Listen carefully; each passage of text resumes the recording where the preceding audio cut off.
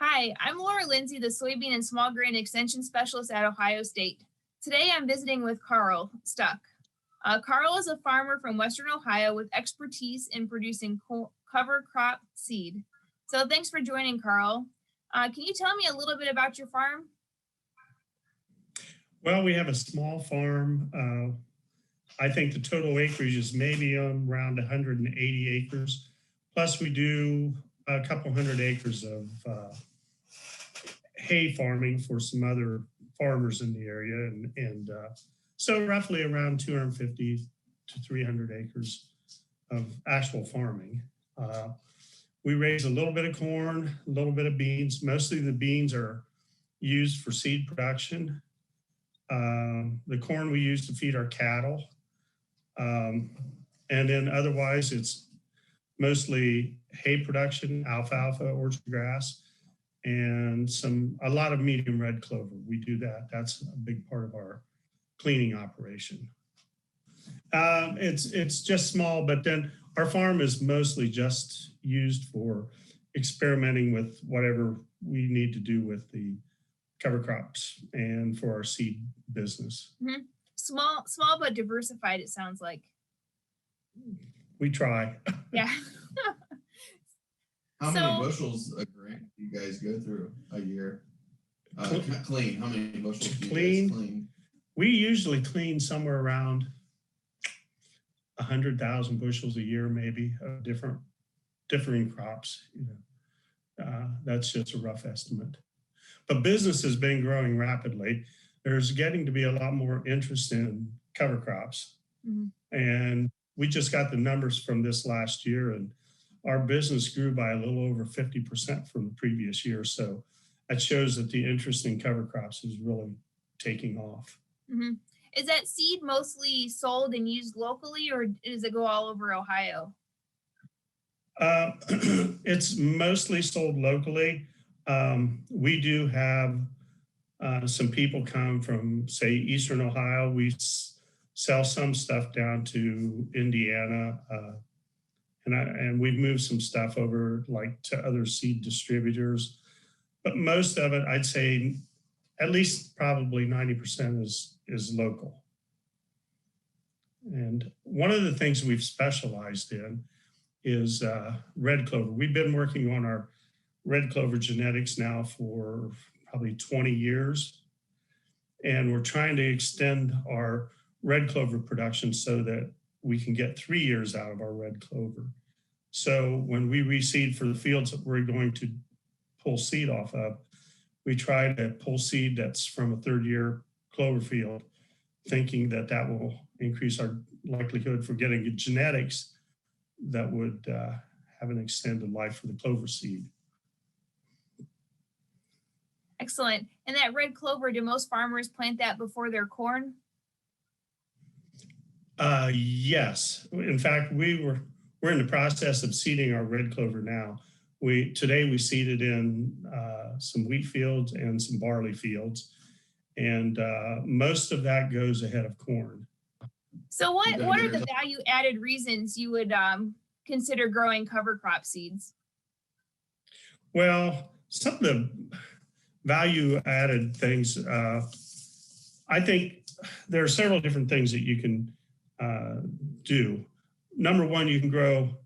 You mean as far as value-added, like to you as the farmer, I guess. Well, value-added, we always look at additional diversity in our crop rotations is a huge thing. Mm-hmm. Breaks disease cycles. One of the values that we find in cover crops is soil erosion.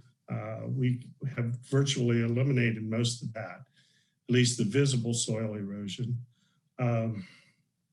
Nutrient retention around this area in Western Ohio, we have a lot of animals, there's a lot of manure, and I think that you can retain a lot of those nutrients in a plant form, which is not easily going into streams and heading down to the lakes. The other thing that we found is cover crops really help with the weed suppression. Mm-hmm. And So we're big on soil health. We test our soils every year. And one of the big things that I look at is, along with the nutrient levels, is how our organic matter is trending. Have you seen soil organic matter trend up over time? Yes, we took over a farm a few years ago that was around 1.5% organic matter. And now that farm is actually in the 3.5 to 4%, well, 3 to 4% range, depending on the hills. And we actually had areas that hit 5%. Mm-hmm.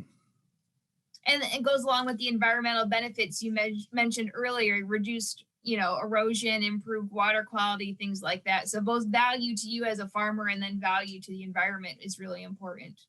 With any crops, there's always challenges. So what are some of the challenges of raising cover crops for seed? Well, there are a bunch of them. And you have to look at this. We look at this from a seed cleaning aspect and trying to sell that crop. One of the big things is growing seeds that are weed free. To me, that's always been, you can usually clean a lot of the mistakes out of dirty seed, but what you can't do is get 100% of it. And a lot of times when you're cleaning, in order to get all the weed seed out, you're actually throwing good seed out. There's a point at which every time you run through the cleaner, you are getting rid of some good seed, especially as you try to get rid of things that are closer to the test weight of the seed you're trying to keep. So if you end up with weed seeds that are the same size and same test weight, gets very difficult to clean that out. And then the other thing I think is pest management. Usually in cover crops, we don't have a lot of pest management issues because it's a crop that's not normally grown in this area. One of the issues that we have run into in the past, and this first came up when we were working with medium red clover, a lot of the sprays are not labeled for that particular crop here in Ohio.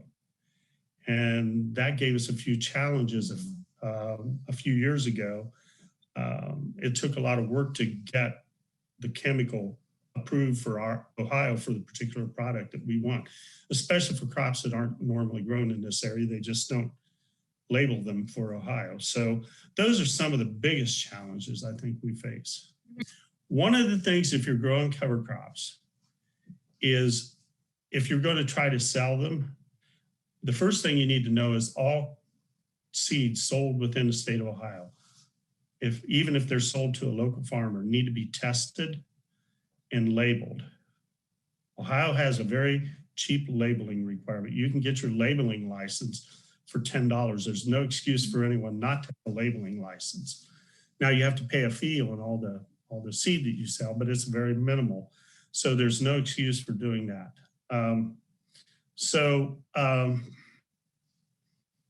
I think handling the seed is the biggest problem. Greg and I have run into this several times. If you harvest the seed too wet, especially like cereal rye, we've had people harvest at like 14% moisture. They throw it in a bin and think, okay, I'll turn this air on in a few weeks or in a few days. That doesn't work. You need to cool that seed down. So harvesting at the appropriate moisture, and I don't know, I think, Greg, do you harvest around 12% or less? We generally shoot for 12, and then we will back it into the barn or place it in a bin, and we will put air on it immediately. Like it's within 2 hours of getting it off the field, we have air on it. Mm-hmm. Drawing the heat out and the moisture at the same time. Yeah, getting that seed cooled down is really critical. So we tell our growers, no matter what moisture you harvest that seed at, I want to put in a bin or put air on it right away. Or if you leave it on a wagon, you need to get an air dryer. These, I call them pencil dryers. They screw into the grain and you put that on and let it on for a couple of weeks. Make sure that grain is cooled down, and it does keep the bugs out too. If you have high moisture, you'll cause the bugs to come to your seed or get into it, and that causes germination issues. And you guys, and I think we do it also, is even in the wintertime, we try to take it a step further and cool that grain down on days that are below 32 and low humidity. So yeah, that's one of the goals with any of this, is for the preservation. Yeah, for instance, today we turned the air on our oats bin and our corn bin, both of them. Mm-hmm. We have a couple thousand bushels of oats in the bin, and I want to keep that about the same temperature as the ambient temperature, and then that way we can prevent moisture buildup and start to heats up, and then all of a sudden you have bug problems and you have germination problems. The other thing is, and I had this situation last year, do not put heat on your grain when you store it in the bin. Do not heat your seed for any seed, but for cover crops, you need to understand that. And then managing pests in the grain bin. A lot of times, and I think Greg does this too, we put DE, diatomaceous earth, in as we're running into the bin. That keeps, especially like weevil and other small critters, from getting in. Once they get out of hand, it's hard for the DE to even work. And I think Indian meal moth is one that's even harder to control once it's in. Yeah. And DE does a nice job controlling those little bugs. And we go through a lot of DE around our place. Yeah, so I think that's one thing. So managing that grain, stored grain, what you've got to remember is, if you're growing cover crops, if you get low germination, you have something that's not marketable. And if it's not something you can take to the elevator, where do you go with it? You might have options to feed it, but maybe you won't. But a lot of times, some of these grains, a lot of people won't take buckwheat to feed if it doesn't meet standards. So handling the grain at harvest, you have to harvest with the right moisture. You have to put air on that bin, and then you need to watch that seed. The other thing that we do is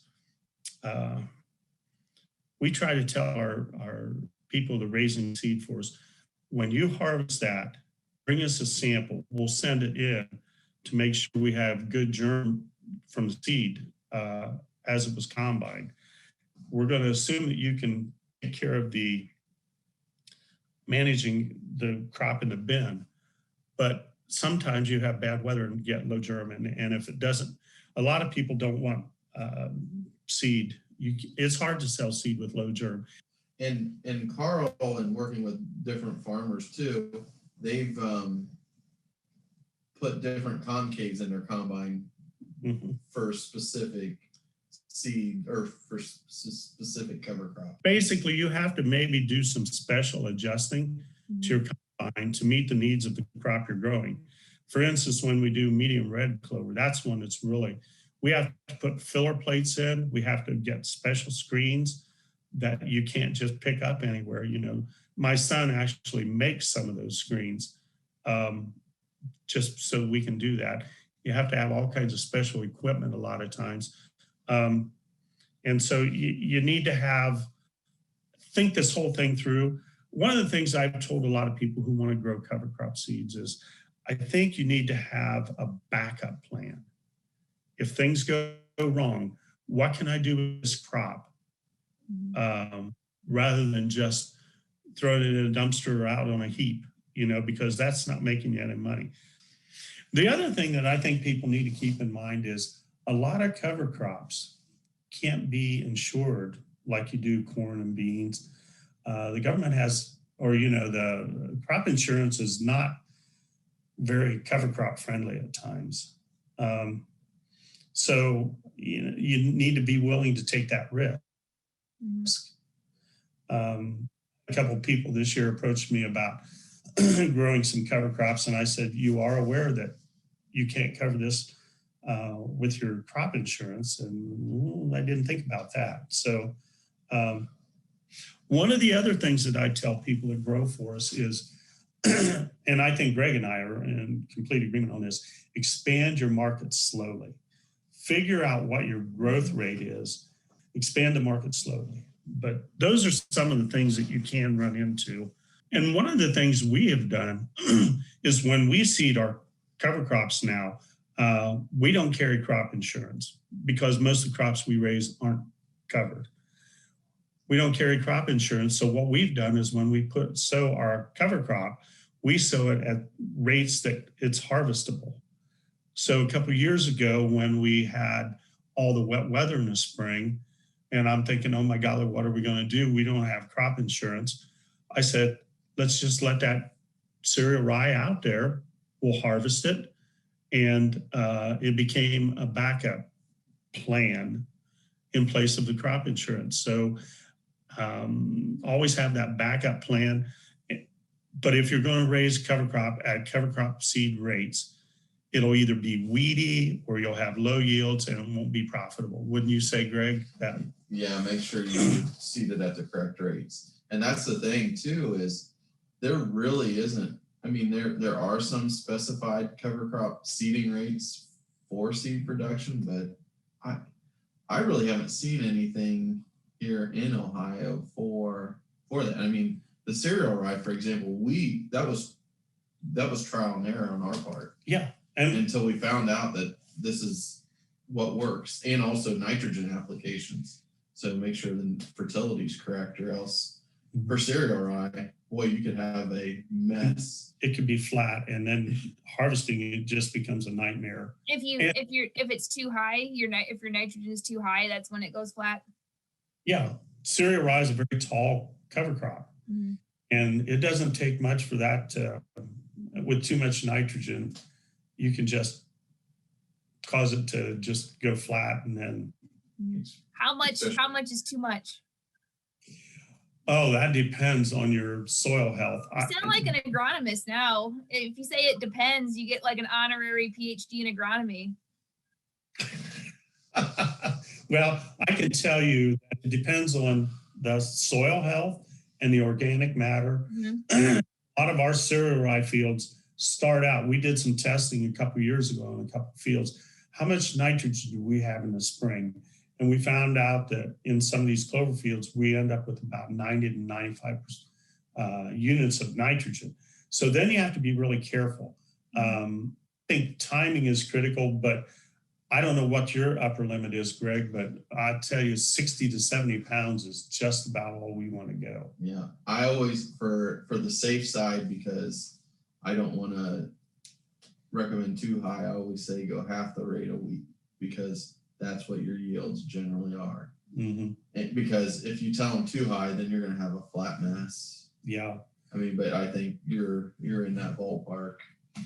I had a guy, a farmer here, I think about last year or the year before, I had put almost 100 units of nitrogen on it. He harvested in one direction. Now he got good yields, but a lot of it got kicked out because the seed quality was lower. So you can really cause yourself more harm than good. And that's the thing too. Also, if you're harvesting some of this cover crop seed and you do have that issues with poor quality or some vomitoxin or light seed, blow it out the back. Just turn your fan up and get rid of it, because it's not going to do you any favors when you run it through a seed cleaner. Well, and then what we do as seed cleaners, and Greg does the same thing as we do, in order to get that out, we turn up the air, which is what you should have done in your combine. You're sending all that stuff to us, and we're just going to kick it right back out. It's a byproduct that's hard to get rid of, and you don't want to feed it.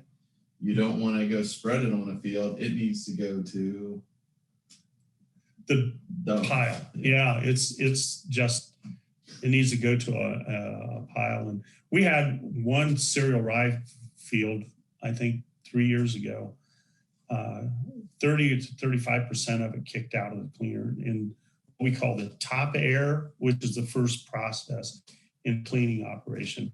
And it's just lightweight vomitoxin seed.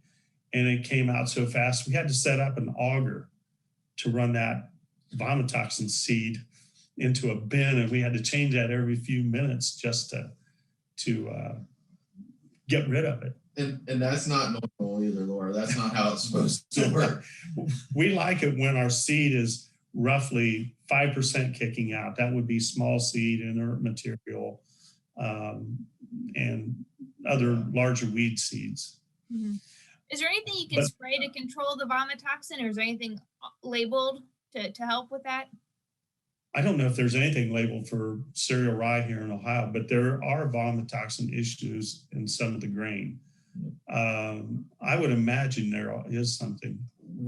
I usually put cereal rye after 2 years of beans. It does a nice job. It seems like the reason I like it is because I get a lot of the corn residue. It's kind of, it's disintegrated. It's there's not as much there, which our inoculum's reduced.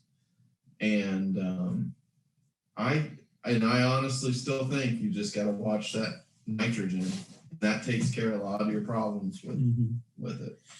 Yeah, I agree. And not planting too thick, which thick causes smaller stems. It's the same as any other plant. Thinner stems and more lodging. And well, I was going to ask about seeding rate. You mentioned about not seeding too thick. So what's the definition of too thick? Well, we tried a field this year where we're pushing to 2.5 bushels, which would be around 130. 56, that's 112 plus 130 or so, 135. And we're going to see how that works for us. I think that's pushing the limit. 2 bushels is about where we go on cereal rye. I think, is that where you are, Greg? Yeah, we're at 2. Okay, that's normal. That's where we put most of ours. But Greg did ask me, like, what are some of the cover crop seeds that we thought could be grown around the area? And I've kind of put together a list. Of course, cereal rye is the obvious one. Mm-hmm. And there is an advantage to growing cereal rye in this area. We had trouble because we sold so much last year. We were trying to buy some from out west. I think North Dakota and South Dakota I tried. And they had supply out there, but we couldn't get the trucks to get it trucked in. And now the trucking is more expensive. It adds about $1 a bushel, I think, or more to the seed cost. So that is expensive. But cereal rye is one we had trouble getting last year. And I think the demand for cereal rye is going to grow because that's an easy cover crop for guys to start with and has a lot of benefits. And you can seed it later too. Yeah. The other thing that we've had a lot of people starting to raise is barley. We cleaned, I'd say barley was almost as big a cover crop for us last year as cereal rye. The advantage to barley is that it's got less lignin in the plant and it breaks down. It requires less nitrogen to break it down. So that's a benefit too if you need nitrogen in your succeeding crop. Buckwheat, we've all grown buckwheat. Great weed suppressor, flowers in 30 days. A lot of people like it for bees. Bees love it. But, well, they love it and hate it. The flowers close at about 4 in the afternoon and the bees get angry. So you don't want to be around the beehive when the flowers start closing. But anyway, the buckwheat honey is in high demand. A lot of people ask about peas. Can we grow peas in this area? And you can.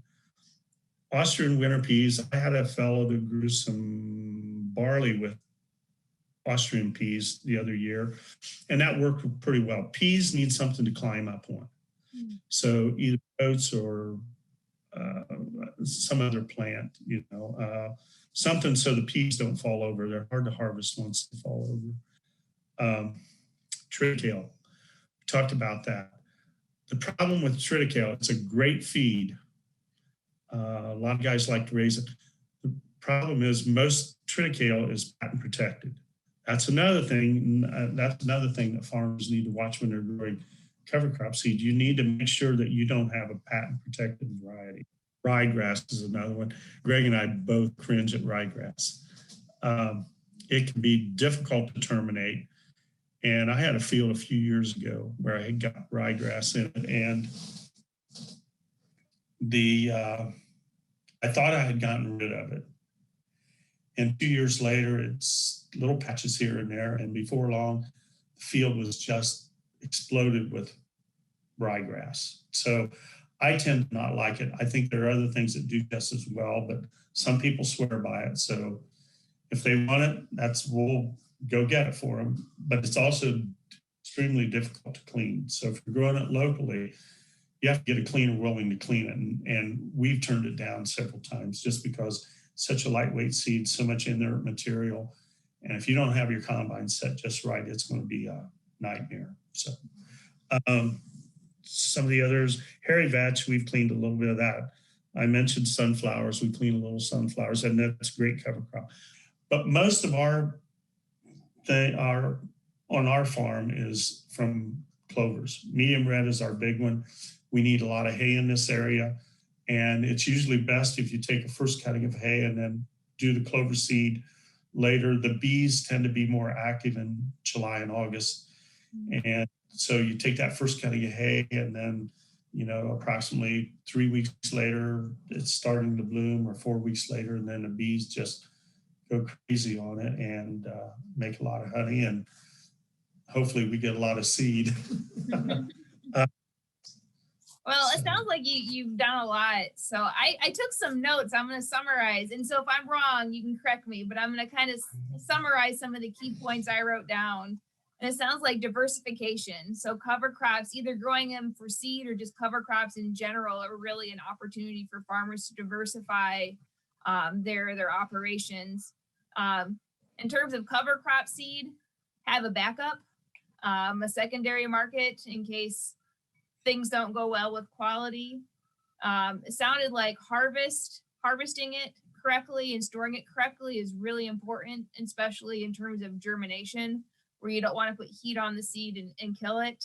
And it sounds like from your experience, Carl, and yours, Greg, it's a lot of trial and error, kind of feeling your way out yourself. And it may be different farm to farm, environment to environment, what works for a particular farmer. So kind of doing your own research, like you mentioned, and figuring out what works for you and your operation sounded like the key points to me. Is there anything that I missed that you wanted to add on in terms of the key take home? When people grow seeds, they need to contact a cleaner ahead of time. Try to get your ducks in a row. We have a cleaning schedule that has to be adhered to very rigorously. Have I kind of covered what you needed there? You covered it. So I'm just going to wrap up and, tell you thank you, Carl. And it was really great talking to you and seeing you at least over the computer. Hopefully we can meet in person sometime. The voice in the background was Greg. So I appreciate your help too, Greg, and all of your insight on cover crops as well. It's always great to learn something new. So hopefully the viewers of this recording will, I'm sure they'll also learn quite a bit. So thanks to you, Carl.